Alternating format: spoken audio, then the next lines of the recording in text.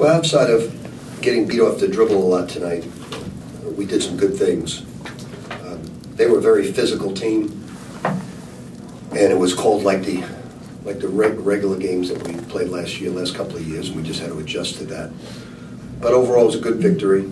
We still have a lot of areas for improvement, which is something I like, but we'll keep working at those.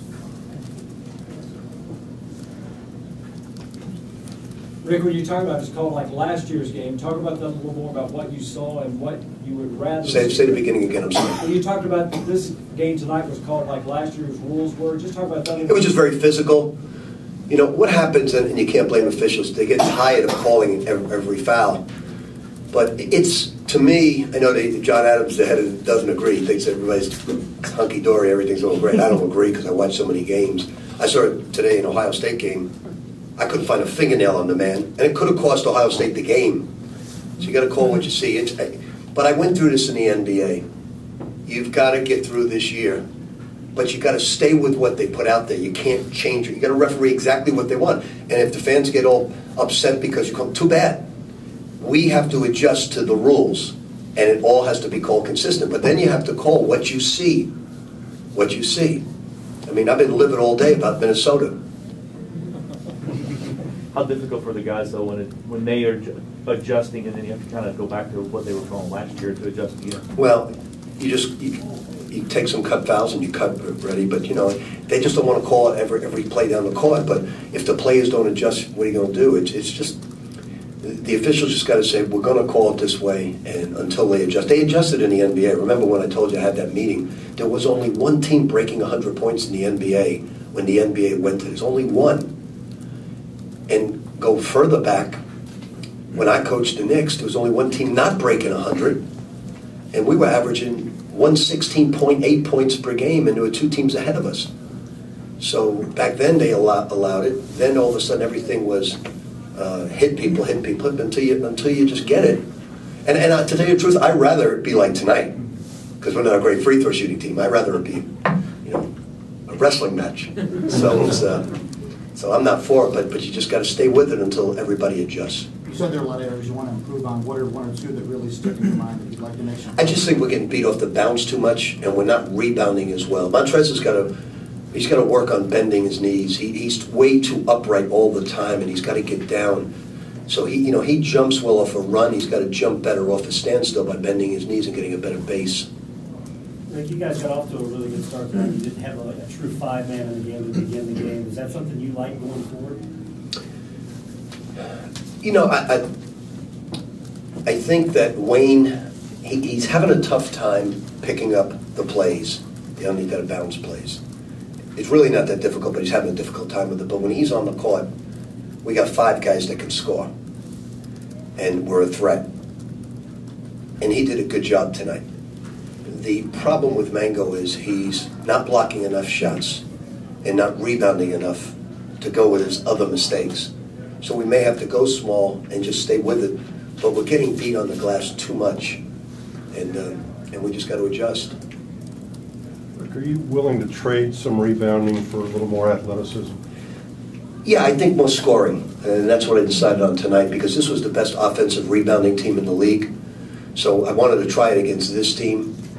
And I think with Wayne, like just the play of the first coming out in the second half, we ran a stagger, and Wayne popped for a three. You can't do those things with the other guys. So you have so many more offensive weapons with Wayne at the four, just like Kyle Kurek was the four. We just got to get him to know the plays. But yes, I am willing to sacrifice to answer your question. It does seem that, and this is the seventh different lineup you've used, starting lineup. I know that's not significant, but it does seem that you're searching for the right combination since Shane left. I am. When something like that hits abruptly, you plan all summer rotations. You work on it for months, and all of a sudden you get hit. So I am trying to do it while you're trying to get a win. And we're exactly where we were last year in terms of record, but we're not exactly where we were in terms of execution. But I think we can become a very good offensive basketball team with Wayne at the four. And he's willing to mix it up in there. It's just that Luke, Russ, and Terry or Chris have to get in there. Luke looks like he's really figured out that being with Montrez, he's really lifted his assists. Are there things like that other guys can take advantage of out there? Well, that's the other thing about Wayne. If you take if Wayne plays, Luke's out, and that's no good. This team can't survive without Luke Hancock. It can't, because he makes smart plays. And this is going to sound crazy. He's the quickest guy with the ball on the team. He goes by everybody, and Terry and Chris can't do what Luke does. He goes by people. You can't guard him. Now he's not being guarded by a point guard, but he's very, very quick, and he makes shots, and he's smart. So we need him on the court. So then Wayne gets penalized and doesn't play. So it is good when he's at the floor. When Russ has 12 points right away, is that? It's the worst thing in the world that could happen. It's a nightmare for me. It really is. It's the worst thing of all time when that happened. I was, it's just an awful experience. Coach, shifting gears a little bit, I noticed you were wearing an Autism Speaks pin. A lot of coaches today around the country were wearing that. Could you speak a little bit about that? Well, a lot of, quite a few of our peers have children with autism, and we certainly want to support it. It's one of the leading causes, and I truly don't understand the disease as much, and I think that there's very little money being given to that, so the coaches all wanted to obviously try to generate some awareness to it, and everybody did it, everybody's for it, and it's something that we all wanted to support. And who did I get on about that question the other day? He's not here today. He's not here. Okay, please apologize to him. I am a total ass when we lose. Legitimate question, and I should have answered it, but you think at 61 I would tolerate losing a little better. And I am a horse. I shouldn't even come out when we lose. I'm going to send assistant coaches out. But please pass it along to him. I'll buy him a drink. Anybody else? Hey, Rick, could you explain how Luke is the fastest guy with the ball on this team? Well, I don't think it's speed as much as it's quickness. Because they respect his jump shot so much, he's very clever with his ball quickness. He's very, very ball quick. And you watch in the last few games, he goes by everybody. And you would say he's not going to win too many foot races, but he's very ball quick, and you have to play him because of his shot. And then he has a very good ball fake. He sells it very well.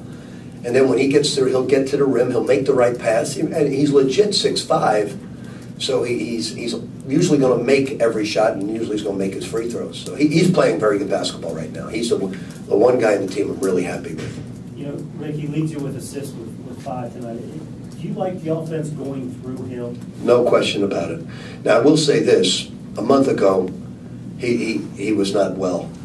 He really wasn't. But he's 100% now. We got a routine where he gets his rest, and he's making us a much better offensive basketball team. Now we just have to get better defensively. The biggest thing is we're pressuring people, working our butts off, and then we get beat and we have no shot blocking. That's the toughest thing. People get to the rim on us too much, and if we take away our pressure, we don't wear people out, and then it's going to be the strongest going to survive in that situation. So the lack of shot blocking is hurting us the most. Coach, can you talk about how important it is to come out with a hot start the way you want to tonight?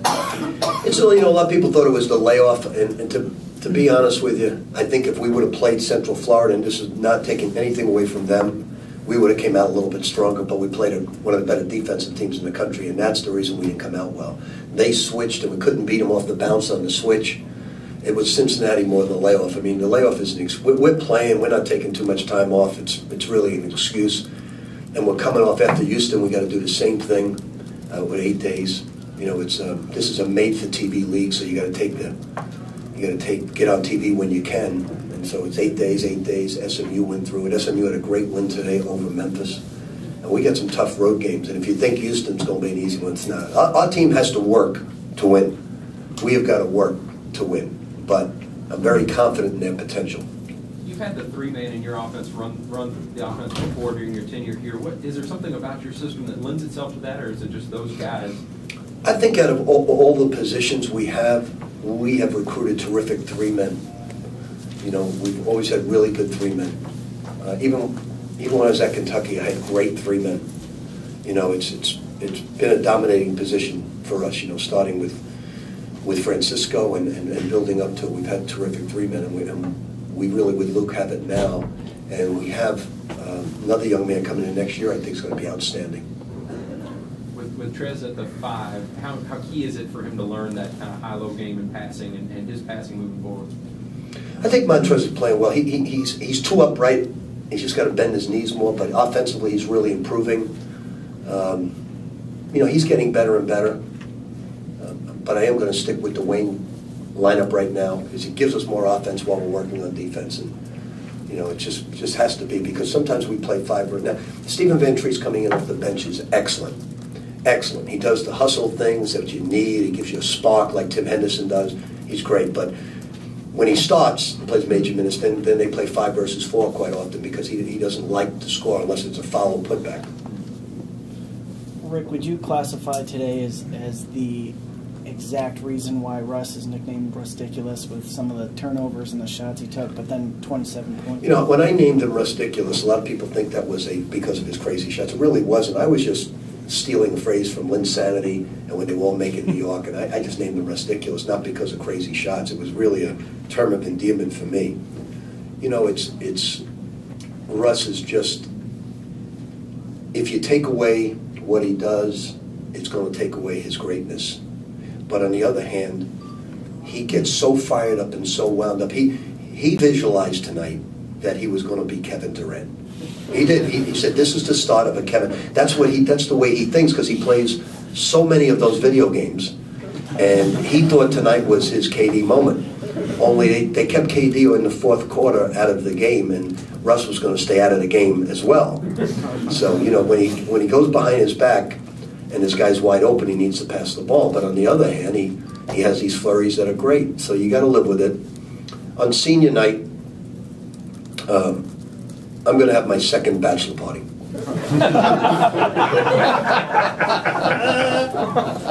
Does living with it go against everything that you've always been as a coach? No, not really, because he knows it. I get more upset at him when he gets beat defensively than I do that. I really do.